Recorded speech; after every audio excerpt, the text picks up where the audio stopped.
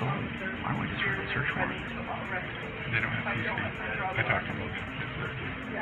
We've already discussed that. And watch command talked to her and says, no, this is the deal. And she says, nope, this is the deal. He told her if she interferes in any way of me getting the blood draw, she's to be arrested. I have this, it says obtaining blood samples for police enforcement from patients suspected to be under the influence. Okay? This is something that you guys agreed to with this hospital. The three things that allow us to do that are if you have an electronic warrant, patient consent, or patient under arrest. And neither of those things, the patient can't consent. He's told me repeatedly that he doesn't have a warrant, and the patient is not under arrest. So I'm just trying to do what I'm supposed to do. That's all. So. Okay, so I take it without those in place, I'm not going to get blood. Why are you blaming the messenger, sir? She's the one that has told me no. Yeah, but sir, you're making a huge mistake right now. Okay. Like you're making a huge mistake because you're threatening an attorney. Okay. No, we're done. We're done. You're under arrest. Hello, and welcome back to Legal Dissent, where we evaluate your constitutional rights before they're taken away. Thank you so much for joining us, and if you enjoy our content, please do consider subscribing, liking the video, and interacting with us in the comments below. It means a lot to us and helps us create even more content for you to enjoy. If you have videos you would like us to evaluate, please contact us via email, Facebook, or Twitter. All of our contact information, along with the original videos, case law, statutes, and other sources we used, are located in the description. We are evaluating the arrest and aftermath of Alex Wubbels, a nurse for the University of Utah's hospital on July 26, 2017. Wubbels was given charge of a patient who was in a coma after being involved in a motor accident with an individual who was fleeing from the police. Detective Payne arrived on the scene demanding blood to be drawn, and Wubbels refused because it violated her employer's policy to draw the blood without the patient's consent, a search warrant, or if the patient was under arrest. The video picks up when Officer Denton Harper arrives and begins discussing the situation with Detective Payne. So why don't we just write a search warrant? They don't have PC. I talked to them. We've already discussed that. And watch command talked to her and says, no, this is the deal. And she says, nope, this is the deal. He told her if she interferes in any way of me getting the blood draw, she's to be arrested. So this can't be the first time this has ever happened. So why is it weird now? You know? I've had run into something similar, but they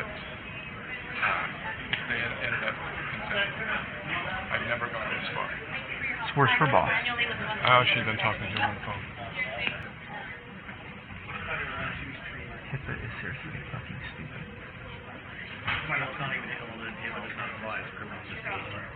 So exactly. So at what point do they understand they're violating the law? You know what? I hope maybe they'll prove a point. They can patch them up here. So I'm dealing with this. hold on, Brad. So I printed this off. This is what I was told to print off. Hold on.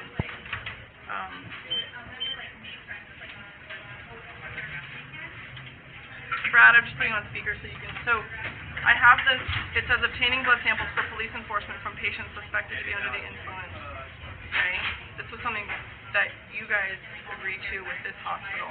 The three things that allow us to do that are if you have an electronic warrant, patient consent, or patient under arrest. And neither of those things, the patient can't consent. He told me repeatedly that he doesn't have a warrant, and the patient is not under arrest. So I'm just trying to do what I'm supposed to do. That's all. So. Okay, so I take it without those in place, I'm not going to get blood. Is that? Am I fair to surmise that?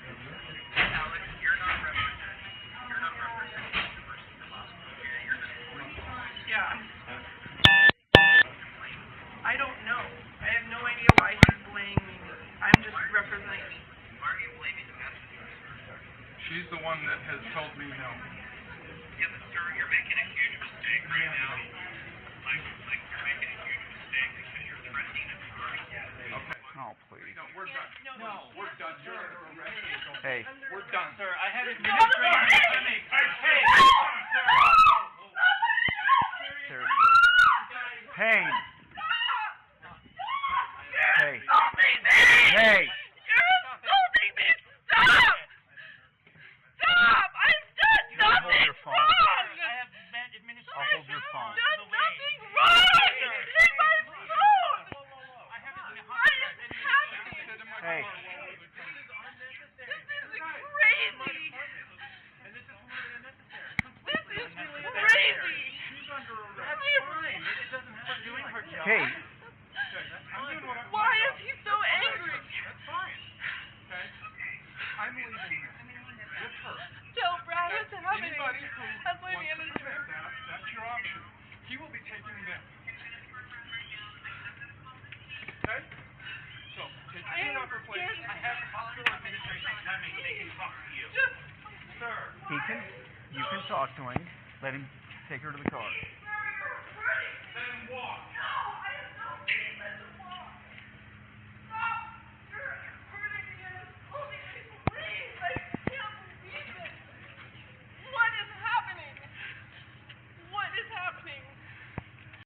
The Fourth Amendment to the United States Constitution protects individuals from unreasonable searches and seizures. In the 2013 case Missouri versus McNeely, the United States Supreme Court held that a compelled physical intrusion beneath one's skin and into his veins to obtain a sample of his blood for use as evidence in a criminal investigation is an invasion of their bodily integrity and implicates an individual's most personal and deep-rooted expectations of privacy. A warrantless blood draw is reasonable only if it falls within a recognized exception. In the case of a suspected drunk driver, they can conduct a warrantless blood test if there is compelling need for official action and no time to secure a warrant. But what if the driver is unconscious? The Supreme Court evaluated that very question in Mitchell versus Wisconsin in 2019. They determined that when police have probable cause to believe that a person has committed a drunk driving offense and the driver's unconsciousness or stupor requires him to be taken to the hospital or similar facility before police have a reasonable opportunity to administer a standard evidentiary breath test, they may almost always order a warrantless blood test to measure the driver's blood alcohol content without offending the Fourth Amendment. Therefore, they need probable cause that a crime was committed and no time to reasonably obtain a warrant. More importantly, though, this exigency only exists for law enforcement officials who need to preserve evidence because they are not able to obtain a warrant because of logistical issues. Detective Payne admitted that they do not have probable cause to get a warrant. Lack of probable cause is not an exception to the Fourth Amendment. It's the whole reason we have that constitutional protection. Therefore, a warrantless blood test on this individual is unconstitutional and wrong. These officers were willing to threaten and compel a nurse into violating an innocent person's rights just to make a point. This arrest happened not to make sure evidence was not destroyed, but because the detective and his counterparts hated being told no, and the nurse and her supervisor did not respect their authority. Alex Wubbels was handcuffed and held in the police car for over 20 minutes as coworkers pled with the police to let her go. Lieutenant James Tracy, the man who allegedly gave Payne the go-ahead to arrest Wubbels, then showed up on the scene. And what I'm trying to tell you is, we wanted blood from this guy. Now, I have talked to people, and there's probably a much better solution that we could have come to, okay? But, all we had to do was get the blood, okay? And my point is, there are if we're breaking the law, if we're doing wrong, okay? Just listen to him. Listen to me. If we're doing wrong, there are civil remedies, okay? It's called fruits of the poisonous tree. If we took this blood illegally, it all goes away, all right? So there's civil remedies if we make a mistake. What I'm telling you is, we are not making mistakes, okay? I've done this for 22 plus years. I know what the law is when it comes to search and seizure, all right? And what you have done, because officer who was called out to do a job to do his job. That's obstructing the justice. Okay. Lieutenant Tracy's view on his job is warped and is telling of how badly he has performed his duties for the last 22 years that he has been in law enforcement. His solution is to violate people's rights first and then ask questions. Make people prove their innocence through, quote, civil remedies. If he truly knew what the law is on search and seizure, he would not be having this conversation about demanding blood from an individual that they did not have probable cause to attain a warrant as the law states. This nurse did not obstruct justice. She preserved the constitutional rights of her patient from tyrannical and incompetent police officers who have anger issues. And all I'm hearing is, well, I can't. No. And I'm trying to tell you, I understand that is the policy position, but your policy doesn't affect my legal standing to do Sir, so. yes, there are people coming, and I have Tracy's coming, Brad is coming, Colleen is coming. Sir, I have the hospital privacy officer on the phone with me right now. And what does he know about this individual that I'm trying to get blood from? Just what we've told him. Okay, so he doesn't know anything. I don't need to talk to him. Okay, because he's going to tell me what your policy is, and I understand what your policy is. I'm trying to tell you what I need legally. Okay, and your policy right now is contravening what I need legally. Okay, which I may not need it. If you have blood that I can get Logan to come and get a warrant and test for later. Okay, but this is all stuff that we should have a conversation with before I'm told no.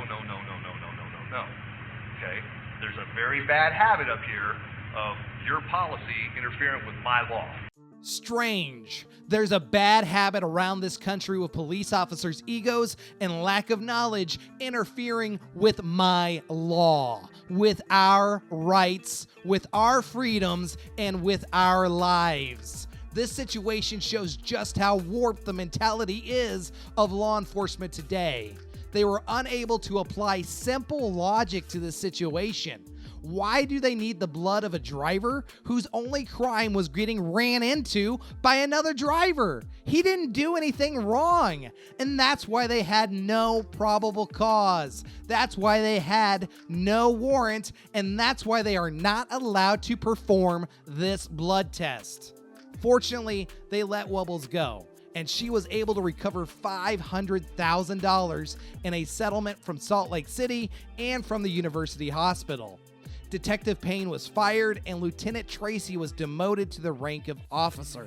While the outcry from public officials was made, it was extremely reactionary. Without the overflow of complaints and protests from you all in social media and others who were outraged by these officers' actions, I doubt that they would have cared. It was the policies, the training, and the constant disregard by these public officials who allowed these types of actions to continue going on for years. And former Lieutenant Tracy, who showed a blatant disregard and lack of knowledge in the law, was allowed to keep his job even if he received a demotion. What do you think? Was this just an individual officer's anger issue coupled with a lieutenant's failure to understand the law? Or is it a more widespread issue where law enforcement believes that they have the right to do whatever they want, and it's up to the defendant to prove themselves innocent using civil remedies? Let us know in the comments below. And remember, no matter who you are, you have value and you have rights. Do not be afraid to use them, and we'll see you next time right here on Legal Dissent.